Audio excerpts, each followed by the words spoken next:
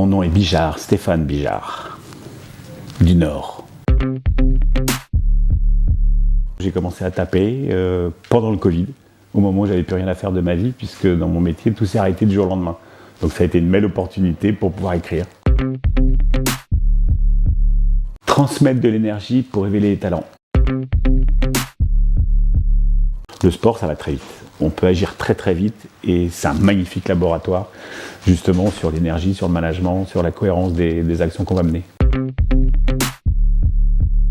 Être exigeant sur les forces des gens et non pas s'ennuyer et titiller sur les difficultés, sur les fragilités, ça sert à rien, on perd son temps.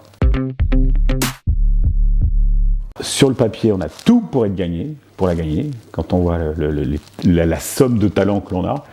Par contre, après, quand on voit ce qui s'est passé à la dernière Coupe du Monde, on avait les mêmes joueurs, mais l'alchimie a été compliquée. Et peut-être qu'on n'a pas utilisé le potentiel de chacun à la place, j'en sais rien, il s'est passé des choses.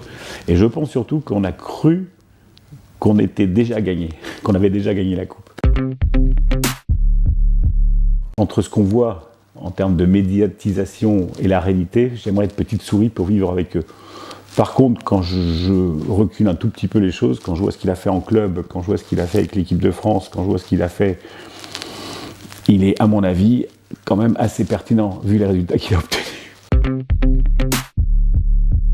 Qu'on soit vraiment en totale conscience que ce mécanisme, et non pas cette recette, mais ce mécanisme donne des résultats incroyables, quoi. Et quand vous regardez, moi qui observe le monde partout, industriel, commercial, sportif, dans tous les pays du monde, à chaque fois qu'on commence à travailler avec beaucoup de finesse sur les forces, on a des résultats.